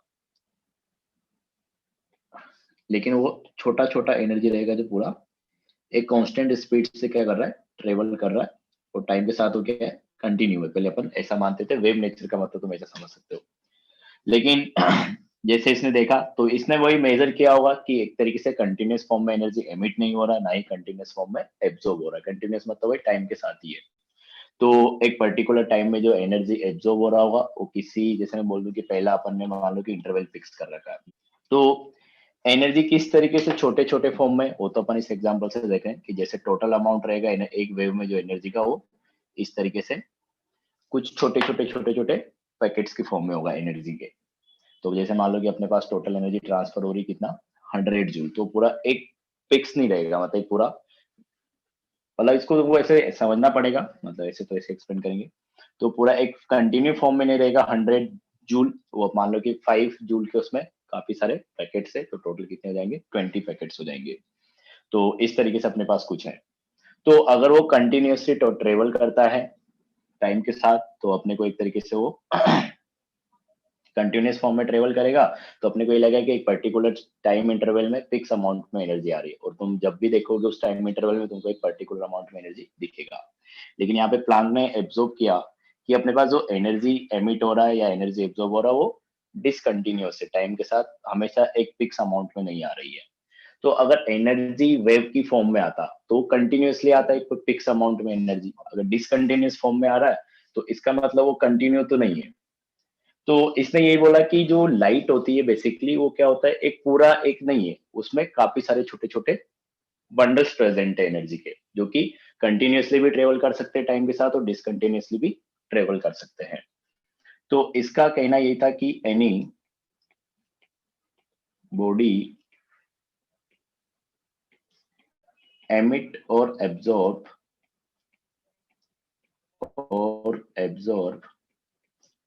energy in form of small packets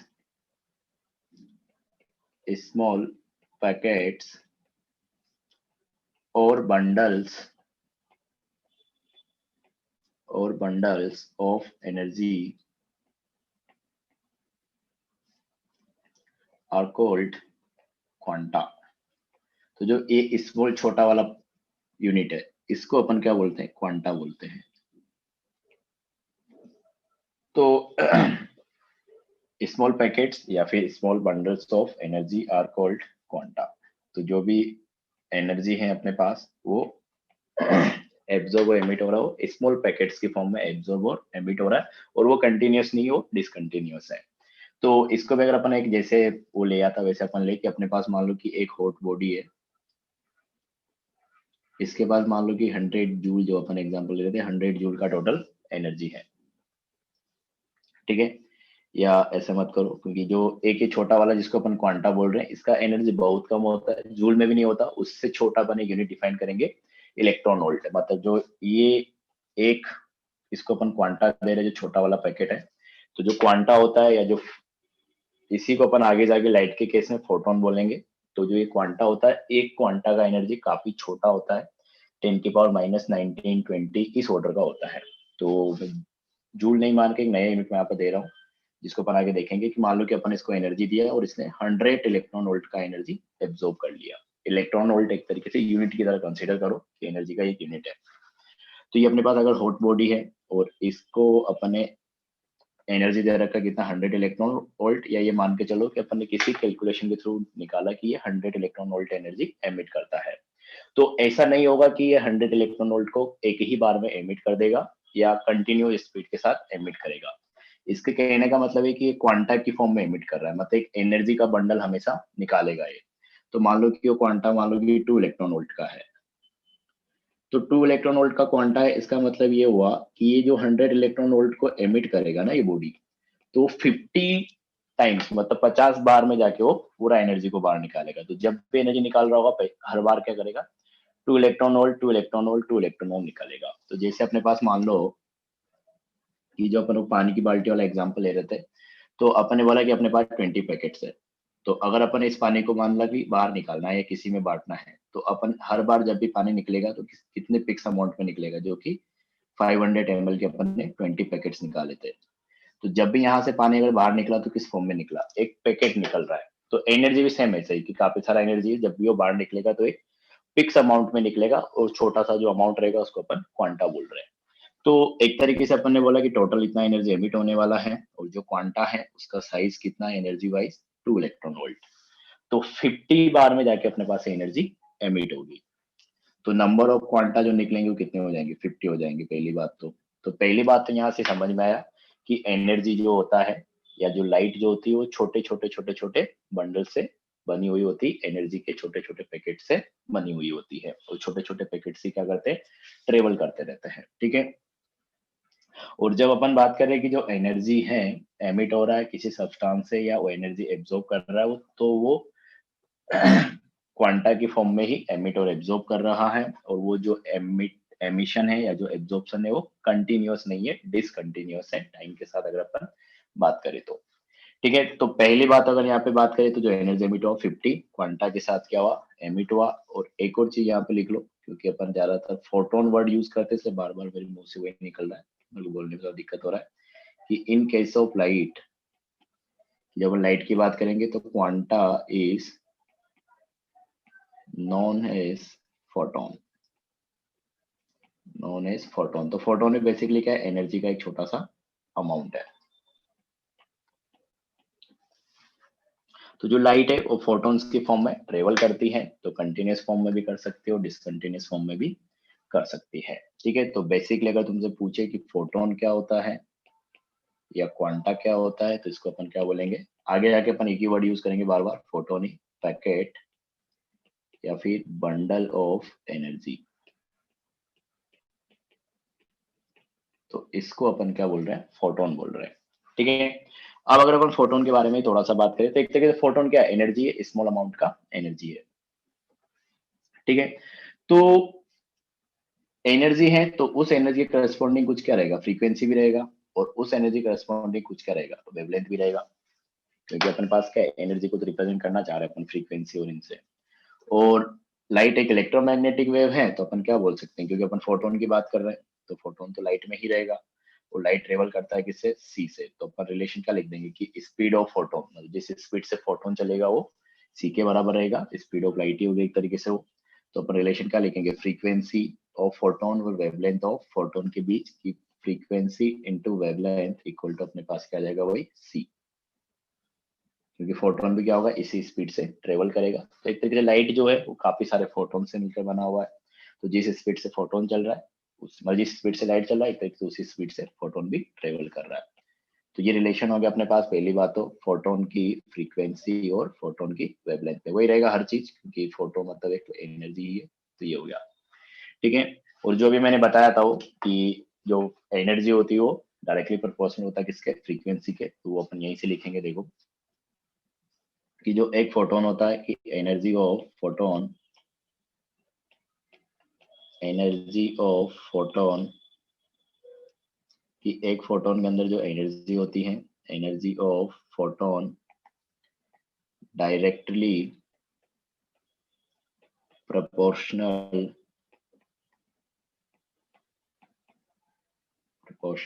to its frequency,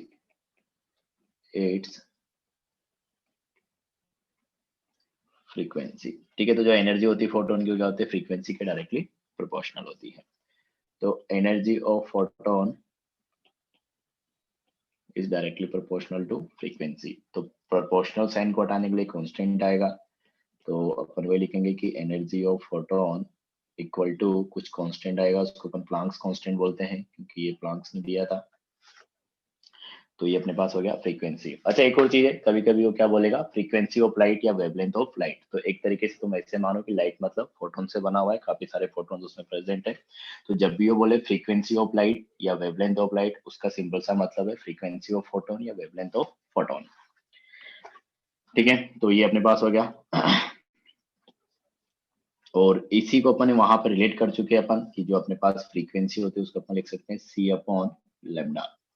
तो यही फॉर्मूला अपने पास बन जाएगा कि energy of photon equal to frequency की जगह C अपॉन लैम्डा लिखोगे तो HC अपॉन लैम्डा।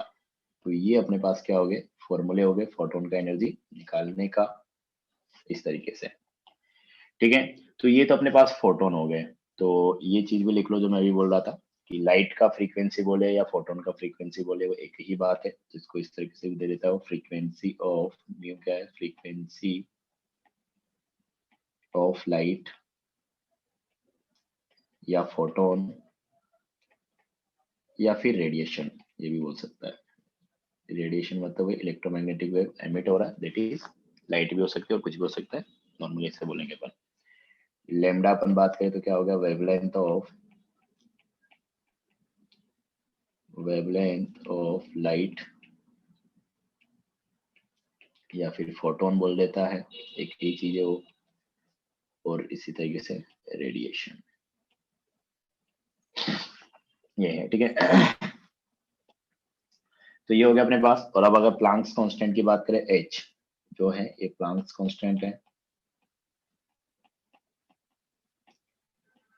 ये प्लांक्स कांस्टेंट हो गया। और H की जो वैल्यू होती है तो H इक्वल टू अपन लिखते हैं 6.63 इंटू 10 की power minus 34 joule into second. ये अपने पास H की वैल्यू है जो तुमको याद करनी पड़ेगी कि H इक्वल टू अपने पास ये आ रहा है। अब एक और चीज होती है, मैं यहाँ पे बच्चों को डायरेक्ट याद करने के लिए बोलता हूँ कि जैसे मान लो कि तुमको वेवलेंथ दे दिया, तो अगर तुमको वेवलेंथ दे दिया जाएगा तुमको क्या करना पड़ेगा, ये वाला फॉर्मूला लगाना पड़ेगा कि HC अपॉन लैम्डा। और यहाँ पे अपने को पता है कि H भी कांस्टेंट है और C भी कांस्टेंट है, और H की वैल्यू अपने पास कितना 6.63 इंटू 10 की पावर माइनस 34, C की वैल्यू अपने पास कितना 3 इंटू 10 की पावर 8। तो जब भी तुमको वेवलेंथ गिवन होगा तो तुम हमेशा क्या करोगे, H और C को मल्टीप्लाई करोगे पहले तो क्यों ना अपन ऐसा करें कि H और C का प्रोडक्ट डायरेक्ट याद ही कर ले। तो H और C के प्रोडक्ट की अगर अपन बात करें तो ये तुम्हारे ऊपर है, अगर तुम मल्टीप्लाई करना चाहो तो बार बार मल्टीप्लाई करो या फिर डायरेक्ट याद रख लो कि HC का प्रोडक्ट अपने पास होता है 2 इंटू 10 की पावर माइनस 25, यूनिट चेंज हो जाएगा जूल इंटू मीटर, क्योंकि H का यूनिट था क्या जूल इंटू सेकेंड, C का यूनिट होता है लेकिन स्पीड ही है तो मीटर पर सेकेंड, तो सेकेंड से सेकेंड कैंसिल हो जाएगा तो यूनिट बन जाएगा जूल मीटर। तो HC की वैल्यू चाहो तो डायरेक्ट याद कर सकते हो, लेकिन ऐसा कोई जरूरी नहीं है तुम डायरेक्ट याद करो। ये है अपने पास फोटोन के बारे में। तो फोटोन हुआ, क्वांटा हुआ, ये सब क्या होता है अपने पास एक तरीके से एनर्जी का छोटा सा अमाउंट है, और वो छोटे छोटे पैकेट ही मिलके एक पूरा वेव बनता है, एक पूरा लाइट बनता है जो अपने को दिखता है, ठीक है। तो प्लांक्स पे अपन वापस आ जाते हैं। तो फोटोन के बारे में बात कर ली, उसकी एनर्जी के बारे में बात कर ली। तो प्लांक्स ने यही बोला था कि कोई भी अगर हॉट बॉडी है या कोई एक बॉडी है जिसको अपन एनर्जी एब्जॉर्ब करवा रहे हैं, तो जब भी वो एनर्जी एब्जॉर्ब करेगा तो स्मॉल पैकेट की फॉर्म में एब्जॉर्ब करेगा, दैट इज क्वांटा, या उसी को क्वांटम भी बोलते हैं या उसी को अपन फोटोन भी बोलते हैं, तो उनकी फॉर्म में एब्जॉर्ब करेगा। और जो रेट ऑफ एमिशन या रेट ऑफ एब्जॉर्प्शन है टाइम के साथ अपन देखें तो वो क्या होती है, डिसकंटिन्यूअस होती है, ना कि कंटिन्यूअस। ठीक है, तो चाहो तो यहीं पे लिख लेना जो अपन एग्जांपल देख रहे थे कि हॉट बॉडी से अपने पास रेडिएशन एमिट हो रहा है, but rate of emission of photons या फिर क्वांटा, लिख दो rate of emission is discontinuous, continuous form में ये नहीं हो रहा है। तो कंटिन्यूअस फॉर्म में ट्रेवल कर रहा है मतलब आगे पीछे ट्रेवल कर रहा है, एक तरीके से मतलब होगा टाइम के साथ डिसकंटिन्यूअस है। तो ये तभी हो सकता है जब एक तरीके से पार्टिकल चले, क्योंकि वेव तो क्या होता है पूरा कंटिन्यूअसली मूव करता है। तो एक तरीके से पार्टिकल नेचर को ही इंडिकेट करता है कि डिसकंटिन्यूअसली एनर्जी मूव कर रहा है। इसका मतलब ये हुआ कि उसमें छोटे छोटे फोटॉन्स हैं जो कि पार्टिकल की तरह बिहेव करेगा इस केस में, जो कि अपने हिसाब से टाइम के हिसाब से आगे पीछे हो सकता है, उस हिसाब से ट्रेवल कर रहा है। तो ये था अपने पास। अच्छा, अब यहीं से अपन एक और फॉर्मूला निकालना है कि अपन बोल रहे हैं कि जैसे अपने पास है हॉट बॉडी तो इसके पास टोटल एनर्जी कितनी थी जो इसको एमिट करनी है, 100 इलेक्ट्रॉन वोल्ट। और अपन बोल रहे हैं कि जो अपने पास एक एनर्जी फोटोन है, इस फोटोन का एनर्जी है या इस क्वांटा का एनर्जी है अपने पास 2 इलेक्ट्रॉन वोल्ट। तो अगर टोटल एनर्जी एमिट करना है तो अपने को पता है कि इसको 50 फोटोन्स या 15 क्वांटा एमिट करना पड़ेगा। तो मैं लिख सकता हूँ कि कहीं पे अगर अपने को टोटल एनर्जी देना पड़ रहा है या टोटल एनर्जी एब्जॉर्ब हो रहा है, तो एनर्जी क्या रहेगा, total energy equal to number of photons into energy of 1 photon. तो ऐसा अपन लिखेंगे कि अगर मान लो कहीं पे टोटल एनर्जी निकल रहा है तो टोटल एनर्जी इक्वल टू अपने पास कितने वहां पे फोटॉन्स एमिट हुए या एब्जॉर्ब हुए मल्टीप्लाई बाय एक फोटोन का एनर्जी कितना है। तो इस तरीके से अपन इसको रिलेट कर सकते हैं। तो ये एक फोटोन का एनर्जी निकाला और कहीं पर अगर एनर्जी एब्जॉर्ब या एमिट हो रहा है तो फोटॉन्स के थ्रू ही होगा। तो अपन लिख सकते हैं कि total energy equal to number of photons, कितने फोटोन एमिट हुए हैं या कितने फोटोन एब्जॉर्ब हुए हैं, multiply by energy of 1 photon. तो ये फॉर्मूला अपने पास आगे खूब काम आने वाला है काफी सारे न्यूमेरिकल्स में, और आगे भी जो अपन टॉपिक्स वगैरह डिस्कस करेंगे उनमें भी। तो मतलब प्लांक्स क्वांटम थ्योरी में अपन या बात करें तो 2-3 चीजें ही तुमको ध्यान रखनी है न्यूमेरिकल वाइज में बात करूँ तो, कि एक फोटोन का एनर्जी अपने को कैसे निकालनी है। तो उसके लिए अपने पास ये फॉर्मूले हो गए, या तो तुमको फ्रीक्वेंसी देगा या तुमको वेवलेंथ देगा, तो दोनों में से कोई एक फॉर्मूला लगा के तुमको फोटोन का एनर्जी निकालना पड़ेगा। ठीक है, जब फोटोन का एनर्जी आ जाएगा तो तुम्हारे पास टोटल एनर्जी या तो गिवन होगा या फिर नंबर ऑफ फोटोन्स तुमको गिवन होगा, दोनों में से कोई एक चीज पूछेगा, लेकिन फोटोन लाइट या फिर जो रेडिएशन है उसका बारे में इंफॉर्मेशन तुमको देनी पड़ेगी। तो ये हो गया अपने पास। और अगर एक और चीज अपन बात करें, क्या था, 2-3 ही पॉइंट थे इसके, कि लाइट जो एमिट हो रही है या जो लाइट है वो क्या होती है, फोटोन्स की फॉर्म में होती है, कंटिन्यूस एनर्जी नहीं है वो। और कंटिन्यूस फॉर्म में भी ट्रेवल कर सकता है, डिसकंटिन्यूस फॉर्म में भी ट्रेवल कर सकता है। जब डिसकंटिन्यूस फॉर्म में ट्रेवल करेगा मतलब रेट जो रहेगी उसकी डिसकंटिन्यूस रहेगी, तो ऐसा पार्टिकल ही कर सकता है, क्योंकि वेव तो अपन देखा था कि कंटिन्यूसली ही मूव करता है। तो कभी कभी अपन ऐसे बोल सकते हैं कि अगर फोटोन कंटिन्यूसली ट्रेवल कर रहा है मतलब वो क्या है, वेव है। अगर डिसकंटिन्यूसली ट्रेवल कर रहा है मतलब वो पार्टिकल बिहेवियर जैसा, पार्टिकल जैसा बिहेव कर रहा है, अलग अलग पार्टिकल है। तो ये है अपने पास, ये अपन लिख लिया। अच्छा, इसी फॉर्मूले को अपन आगे ऐसे भी मॉडिफाई करके लिख सकते हैं कि एन हो गया अपने पास नंबर ऑफ फोटोन, और फोटोन का एनर्जी अपन क्या लिख लेते हैं, h इंटू न्यू, या एन हो गया अपने पास नंबर ऑफ फोटोन और इसी को अपन क्या लिख लेते हैं, hc अपॉन लैम्डा। तो ये जो टोटल एनर्जी का फॉर्मूला है उसको ऐसे भी लिखा जा सकता है कि total energy equal to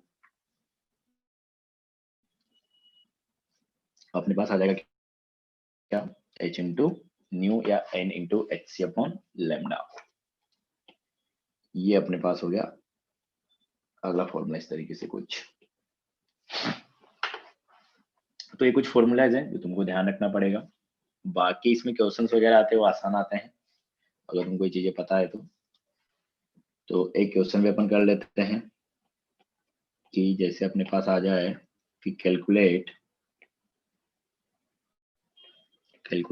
energy of a photon having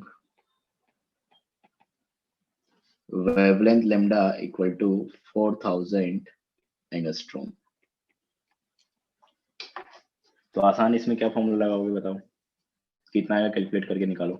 कि अपने पास देखो यहाँ पे क्या दिया है, पहली बात तो अपने पास ये फॉर्मूला है। अब यहाँ पे यूनिट के तुमको काफी ध्यान देना पड़ेगा कि E इक्वल टू अपन energy of photon equal to अपन क्या लिख रहे हैं, वेवलेंथ गिवन अपन लिखा था कि hc अपॉन लैम्डा।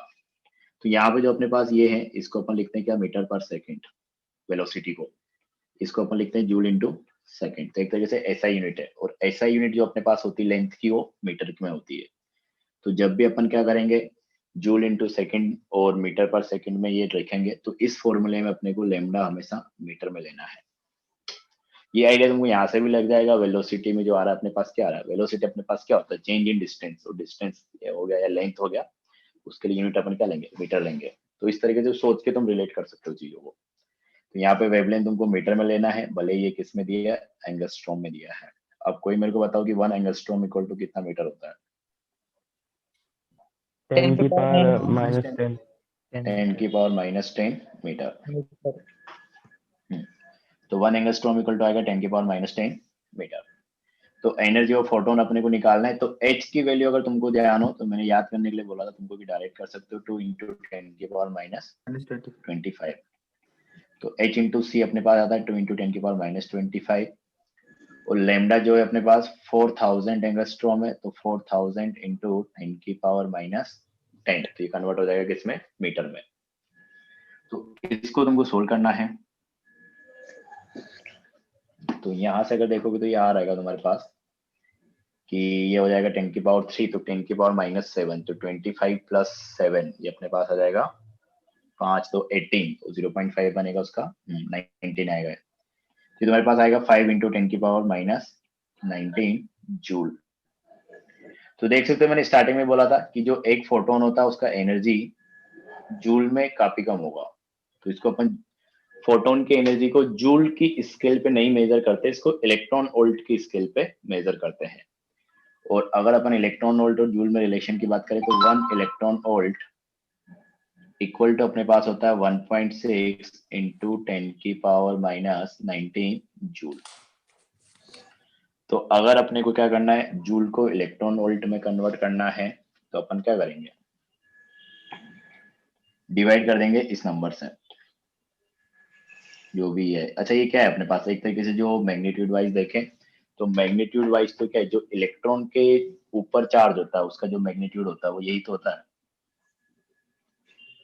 तो उसी के बराबर है। तो इस तरह रिलेट करके ध्यान रख सकते हो कि 1 इलेक्ट्रॉन वोल्ट पर 3.2 eV आएगा। 1.6 इंटू, हाँ 3.12 आएगा। Yes sir. हाँ तो अगर अपने को ये फोटोन का एनर्जी इलेक्ट्रॉन वोल्ट में निकालना है तो एनर्जी ऑफ फोटोन, एक मिनट, तो ये अपने पास फोटोन का एनर्जी जूल में था 5 इंटू 10 की पावर माइनस 19, और 1 इलेक्ट्रॉन वोल्ट इक्वल टू होता है इतना जूल। तो इससे डिवाइड कर दिया अपने 1.6 इंटू 10 की पावर माइनस 19, तो लगभग आ जाएगा 3.124 इलेक्ट्रॉन वोल्ट। तो ये अपने पास एक फोटोन का एनर्जी है। तो जनरली फोटोन की एनर्जी को अपन इलेक्ट्रॉन वोल्ट में ही निकालते हैं क्योंकि वो जूल की स्केल में काफी छोटी वैल्यू है। अच्छा किसी को कुछ पूछना है तो पूछो, एक और फॉर्मूला मैं बताने वाला हूँ यहाँ पे। हाँ तो ये अपने पास आया था यहाँ पे कि एक फोटोन का एनर्जी जो मैं बोल रहा था कि अपने पास क्या है, एक फोटोन अगर है, हाँ तो ये अपन ने बोला कि अपने पास अगर जूल में अपन निकालेंगे फोटोन का एनर्जी तो जूल में जो अमाउंट रहेगा वो काफी छोटा रहेगा, तो अपन इसलिए एक यूनिट यूज करते हैं इलेक्ट्रॉन वोल्ट। सॉरी यहाँ पे था। तो अब अपन ऐसा करेंगे, मतलब ये जो अपने पास फॉर्मूला था कि hc अपॉन लैम्डा, तो यहाँ पे h और c कांस्टेंट था, और अपने पास जो ये एक तरीके से लैम्डा था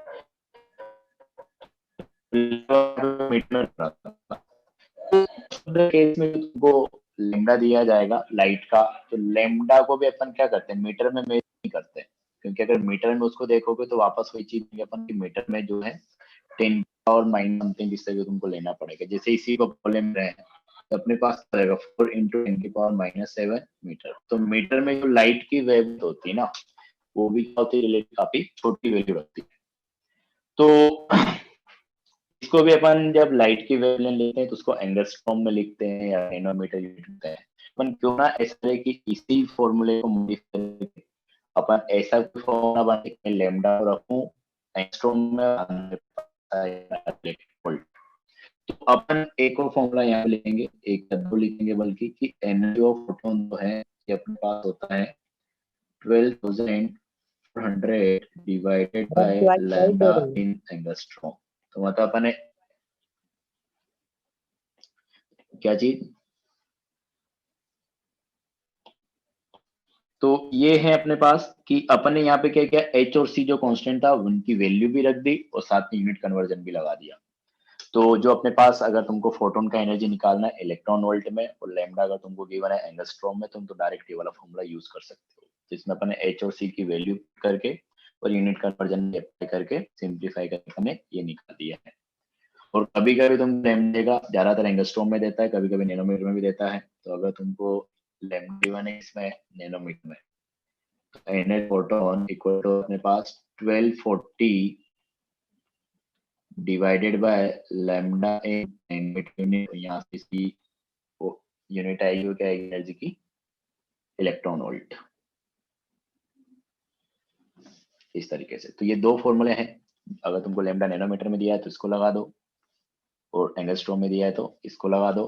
फोटोन का एनर्जी निकलेगा वो किस यूनिट में आएगा, इलेक्ट्रॉन वोल्ट में। तो जैसा अपन ने बोला कि इलेक्ट्रॉन वोल्ट में ही अपन उसको मेजर भी करना चाह रहे हैं, तो डायरेक्ट इलेक्ट्रॉन वोल्ट में निकाल सकते हो इन दो फॉर्मूले को तुम यूज करके। ठीक है, तो ये अपने पास कुछ था कि फोटोन का एनर्जी अपन किस तरीके से कैलकुलेट करेंगे। तो ये फॉर्मूले को अपन ने मॉडिफाई कर दिया एक तरीके से, ताकि अपनी कैलकुलेशन अपने को कम करना पड़े।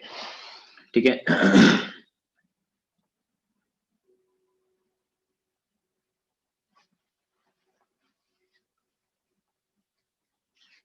हाँ तो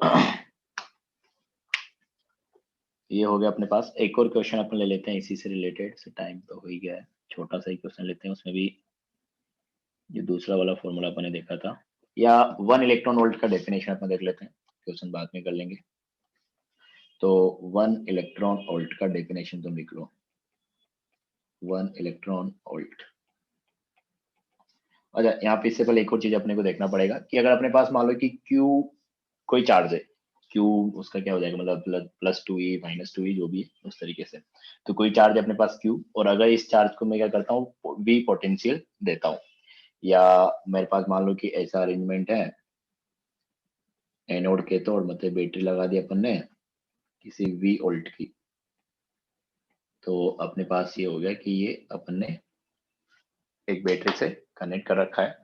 तो अगर मैं क्या करता हूँ कि यहाँ पे बैटरी से कनेक्ट कर दिया तो कुछ वोल्टेज का बैटरी है, तो यहाँ पे मैं अगर किसी Q चार्ज को लेके आता हूँ, तो अगर उसमें पॉजिटिव चार्ज है तो ऑब्वियस सी बात है कि ये अपने पास पॉजिटिव टर्मिनल हो गया, और ये छोटा वाला लाइन मतलब नेगेटिव टर्मिनल हो गया।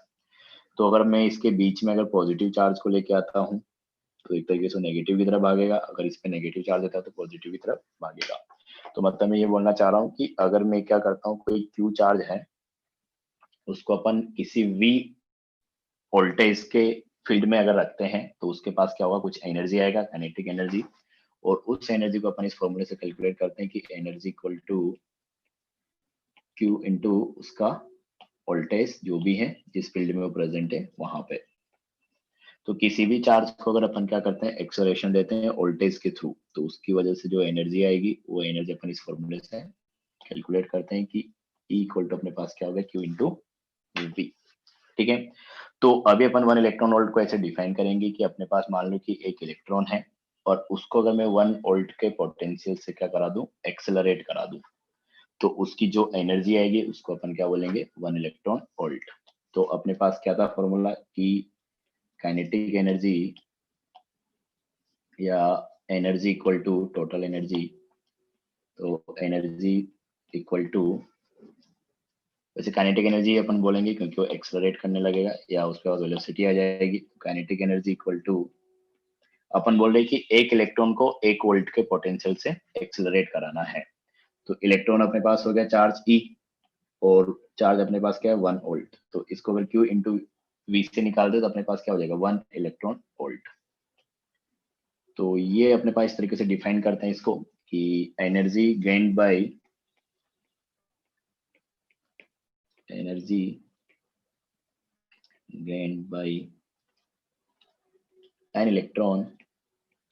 an electron when it accelerated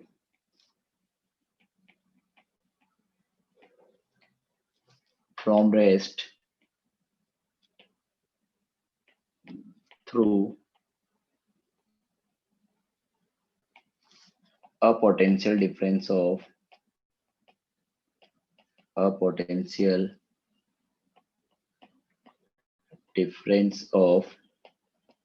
1 volt. तो अगर अपन किसी इलेक्ट्रॉन को 1 वोल्ट के पोटेंशियल से एक्सेलरेट कराते हैं, मतलब उसको 1 वोल्ट के पोटेंशियल में अगर रख देते हैं, एक्सेलरेट मतलब स्टार्टिंग में 0 है और अपने 1 वोल्ट का फील्ड लाके वहां पे रख दिया तो 0 से कुछ वेलोसिटी गेन करेगा, तो एक्सेलरेट ही हो गया। तो वहां पे जो एनर्जी गेन करेगा उस एनर्जी के इक्विवेलेंट जो है उसको अपन क्या बोल रहे हैं, 1 इलेक्ट्रॉन वोल्ट। डेफिनेशन वाइज अपने साथ लिख सकते हैं। बाकी कन्वर्जन के लिए अपने बात किया ही सही। तो ये हो गया अपने पास, ये हो गया। अब एक और क्वेश्चन अपन कर लेते हैं जो सेकंड फॉर्मूले के ऊपर बेस्ड था, जो अपने फॉर्मूला लिखा था कि total energy equal to number of photons into energy of 1 photon. तो देखो किस तरीके से अपने पास क्वेश्चन आ सकता है कि पहला सिंपल सा क्वेश्चन लिखते हैं, how many photons of light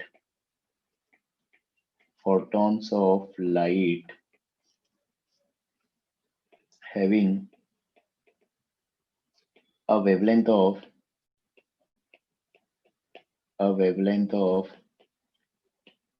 200 nanometer are necessary